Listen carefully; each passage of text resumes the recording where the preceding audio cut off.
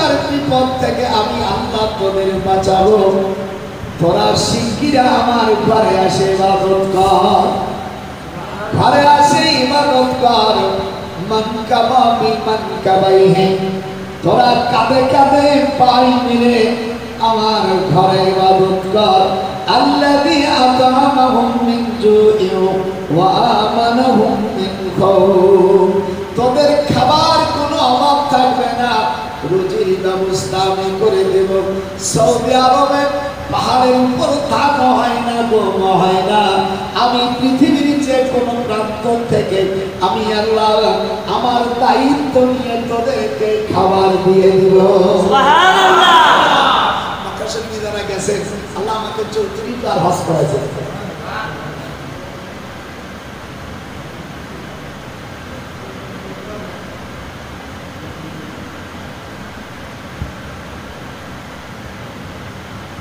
কোনো ধান হয় না, গম হয় না, দু একটা গাছের পানি দেয়, সে পানি করে রিফাইন করে ঠান্ডা করিয়া এই গাছের ঘরে দেখবেন কাবা শরীফের আশেপাশে মন্দির গাছ আছে, একদম তাজা, ওরকম গাছ আমাদের দেশে নেই। একটা গাছের পানি দেয় কত খরচ হয় জানেন? বছরে হাজার হাজার লাখ লাখ টাকা।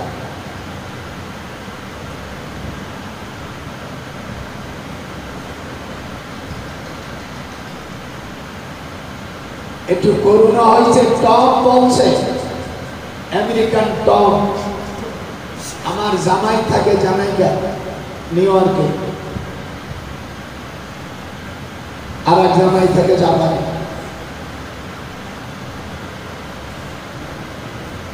বলছে আপা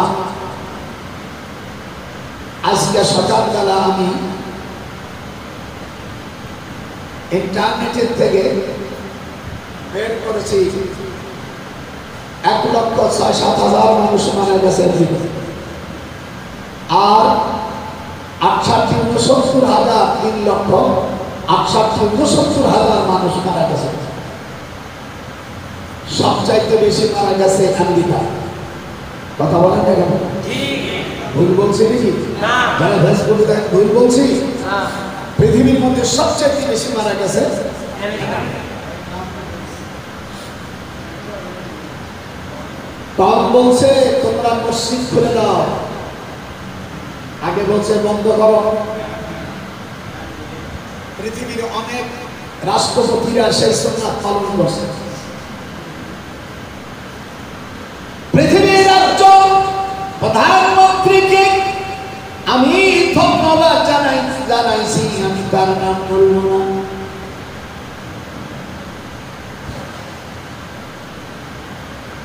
ভাইরা আমার, আমি বলেছি মসজিদ ঘর খোলার জন্য আল্লাহর কাছে এবং পৃথিবীর মানুষের কাছে তোমার কথা স্মরণ থাকবে।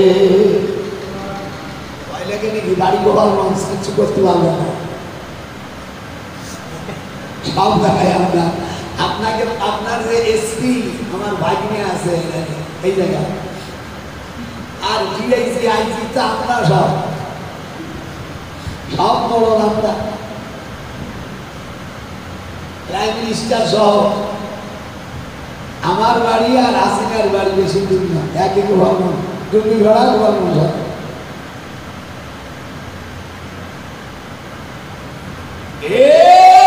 মানুষ সাথীরা,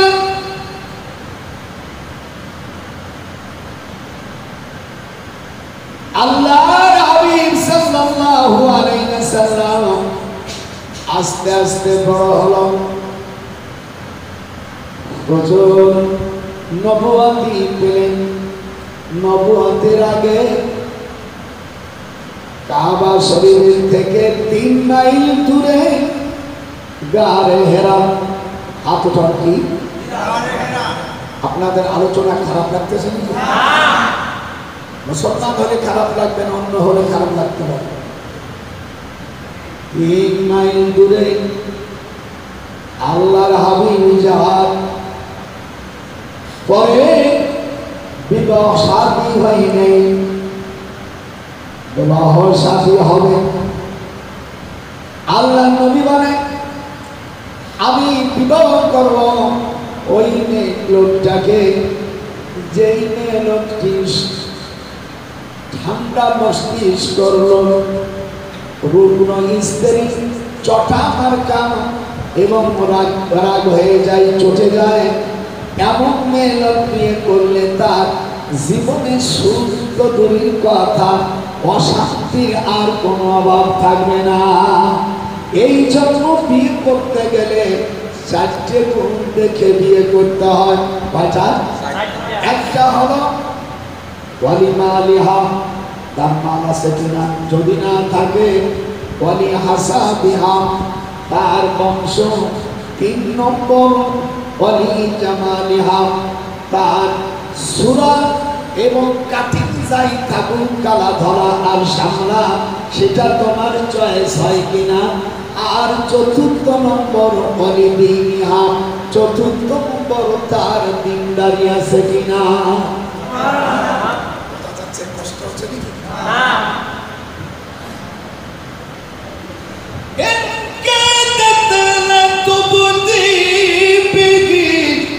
لولا أربتنا على قلبها لتكون من المؤمنين.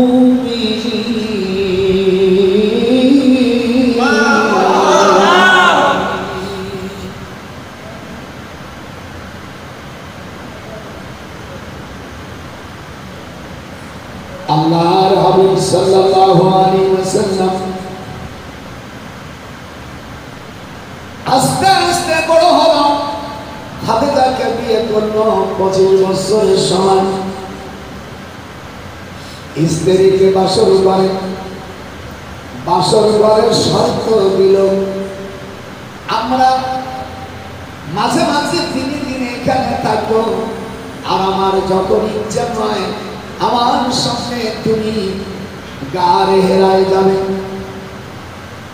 চন্দ্রকে বার সানারি সামনে গুনাগাম, আল্লাহি জিন্দাতি তোরামি গুনা। হযরতে আল্লাহর হাবিব খাদিজাকে নিয়ে গারে হেরায় যেতেন। কোনদিন আগে চলে গেলে আম্মা জান খাবার তৈরি করে নিয়ে লাই তরকারি আর রুটি, খোমসাগুলো আরব দেশের খুব বড় বড় রুটি হয়, আমাদের দেশের বকিরা পাতলা রুটি যারা তৈরি করে এদের ইমান হালকা হয়ে যায়। এই নাতিপুতিরা আর পাতলা নতুন, আর যারা দোকান দেয় তারা এত পাতলা করে রুটি তৈরি করে দেয়। এই দেশে আপনার নজর লাগবে না তাই কি?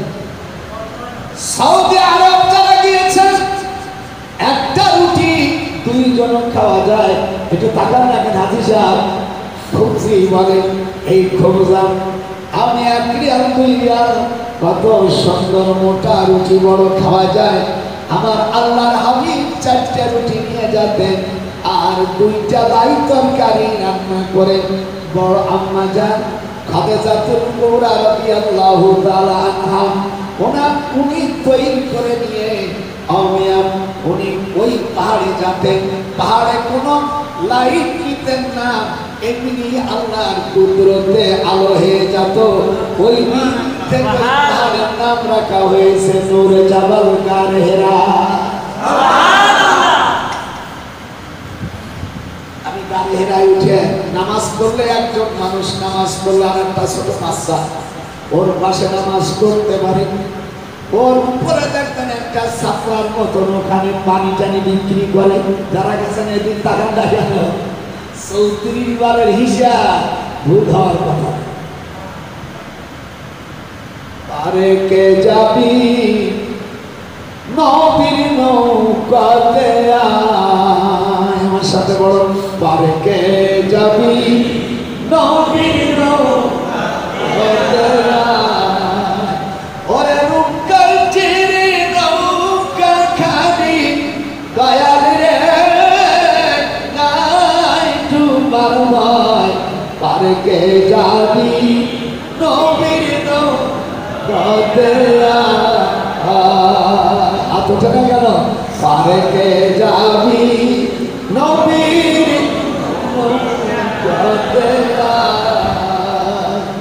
গানে হেরায় যাবি যারা শুনতে চামতে নামলা কাতারা একই খাতা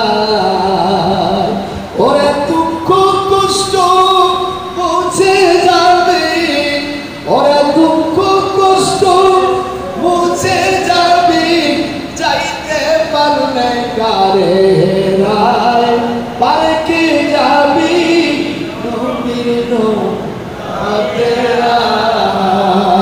পারে কে যাবি নবীর নবীরায় কাফের মুশরিক যারা দুরূদ মিলাদ পড়ে না যারা তাদের অন্তর কি ফাটা ফাটা ওরে নবীর দুরূদ পড়বে তারা নবীর শাফাত পাবে তারা পারে কে যাবি নবীর নবীরায় কাফের মুশরিক যারা ভাইরা তো চুকে যাবে তারা একই ধাক্কায় পারে কে যাবি নবীর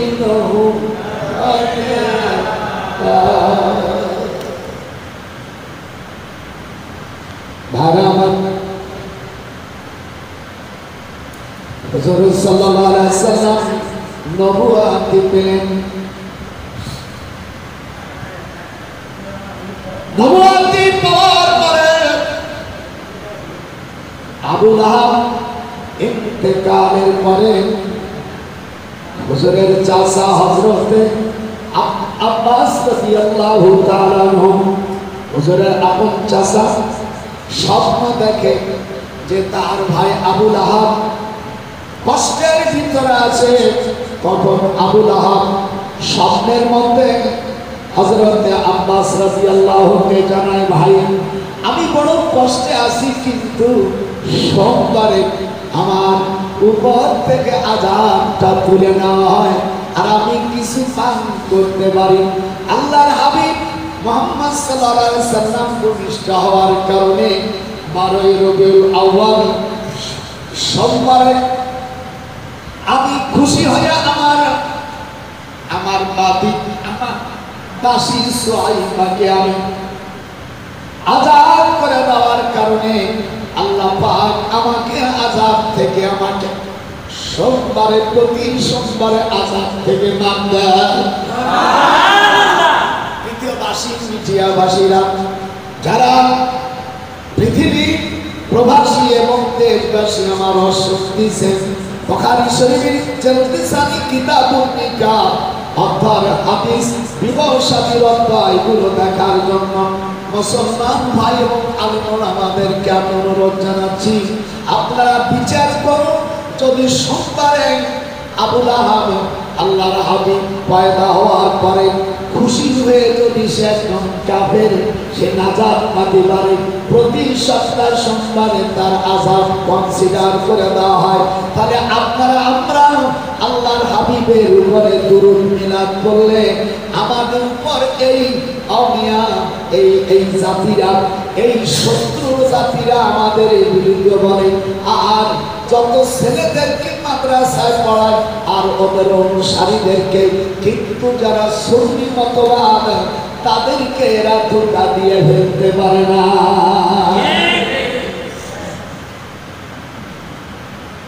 কেউ কেউ পায়খানার সাথে তুলনা করছে, এটা কোনো মানুষের ভাষা না। আমি বলবো তুমি না করো না করো, আরে তোমার উস্তাদের উস্তাদ দেওবন্দ মাদ্রাসা যিনি প্রতিষ্ঠাতা করেছে আবুল কাসেম সাহেব, ওনার পীর হাজী ইমদাদুল্লাহ মহাজন মক্কি, এরকম বড় বড় রশিদ আহমদ গঙ্গাইহি এবং আরো যারা আছে তাদের উস্তাদদের উস্তাদ পীর উস্তাদ হাজী ইমদাদুল্লাহ মুহাজির মক্কি তিনি দুরূদ মিলাদ মওলুদ শরীফ পড়েছে, ইসালে সওয়াব করেছে। তোমরা যদি না করো আমরা তোমাদের জোর করব না, কিন্তু এই আমলগুলো করলে আমি তো দেখতেছি সামনে প্রত্যেকে ঈদে মিলাদুন নবী বাংলাদেশ ইসলামী ফাউন্ডেশনের মাধ্যমে প্রত্যেকটি থানায় থানায় একটা মডেল মসজিদ করতেছে আমার ভাস্তি, শেখ হাসিনা করতেছে। সেইখানে চাকরি নিলে তখন তোমাদের মিলাদ করা লাগবে, নইলে তোমাদের একটাও চাকরি থাকবে না। আমার বাড়ি তো গোপালগঞ্জ, রাষ্ট্র তো আমরা চালাই।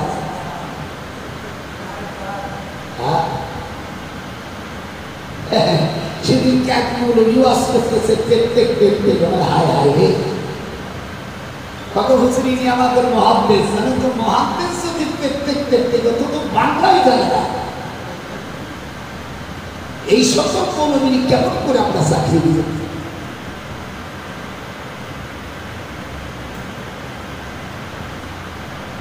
কথা কি বুঝতে পারতেছে? আল্লাহ আখের তো সব টাঙিয়ে দিলাম।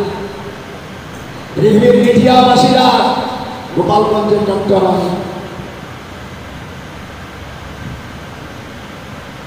একজন মুক্তিযোদ্ধা মানুষ,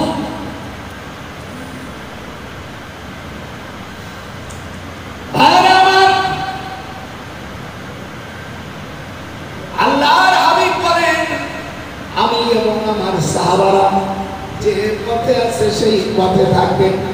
এখন হুজুর সাল্লাল্লাহু আলাইহি ওয়াসাল্লাম বললেন সাল্লু কামা রাআইতুমুনি উসাল্লি, নামাজ তোমরা ওই রকম পড়ো যেমন আমাকে নামাজ পড়তে দেখেছো।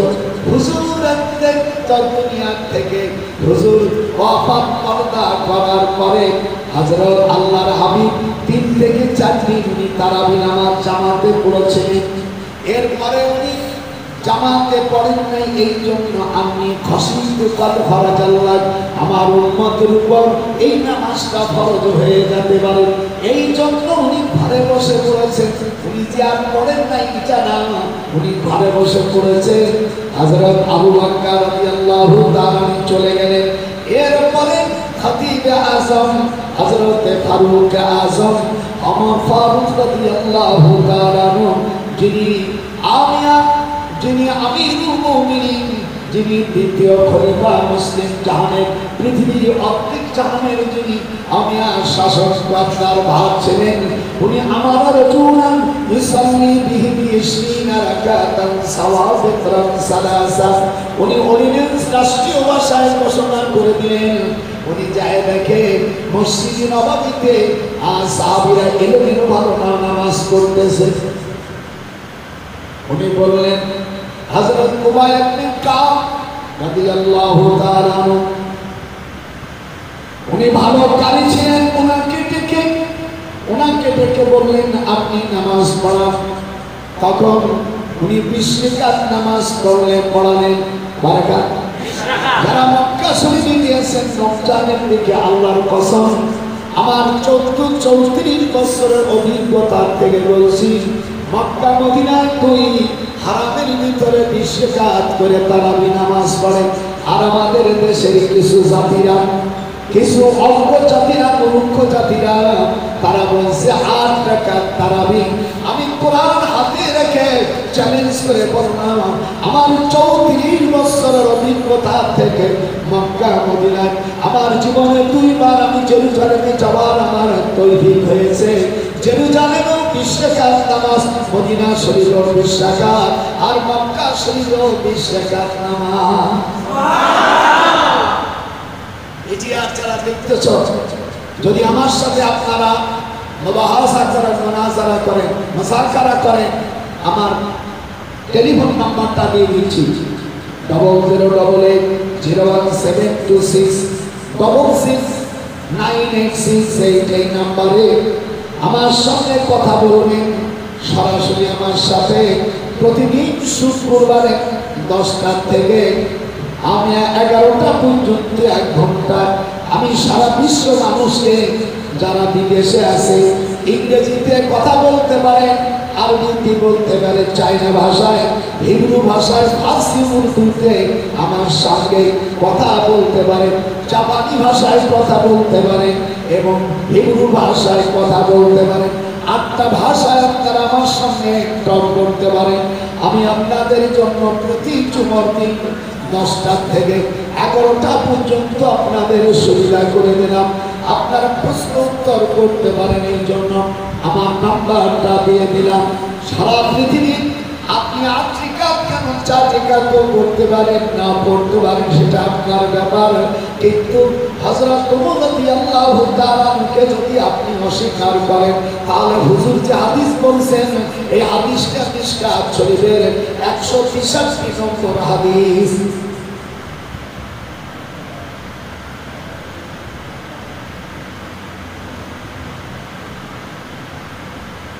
আমার কথায় যদি কোনো ত্রুটি হয়, কোনো ভুল হয়, সঙ্গে সঙ্গে এই নাম্বারে আপনারা আমার সাথে জানাবেন। মিশামিশি আমার বিরোধিতা করবেন না।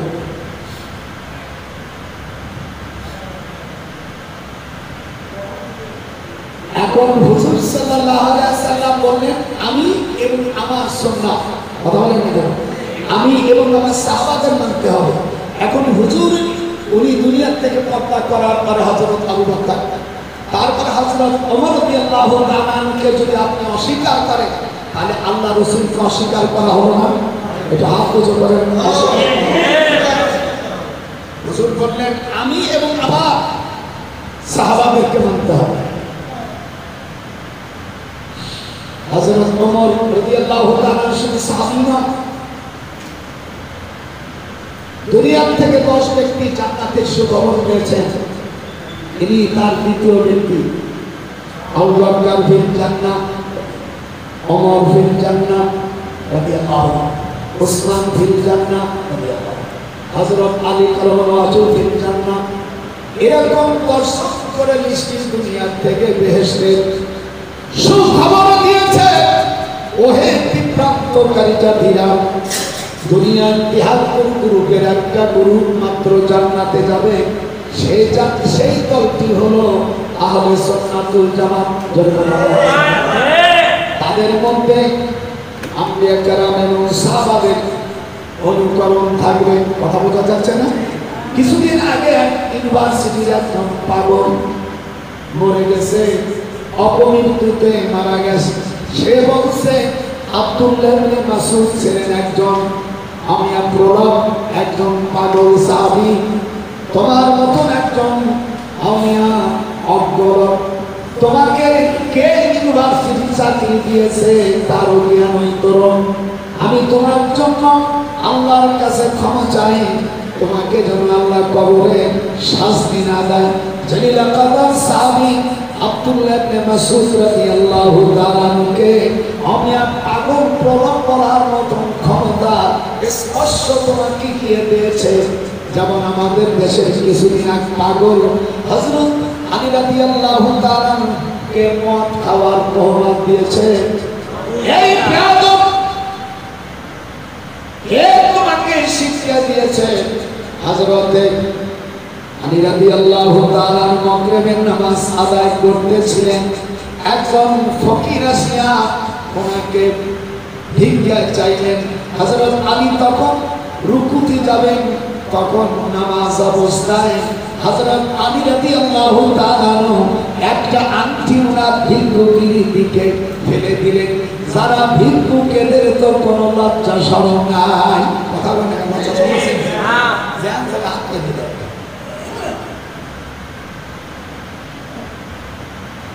আমাদের মানুষের টেকনিক নেই, টেকনিক না জানলে আমরা রাষ্ট্র ক্ষমতা থাকি।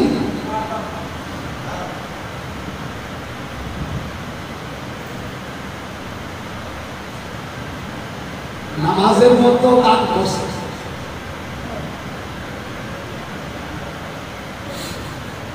হযরত আলী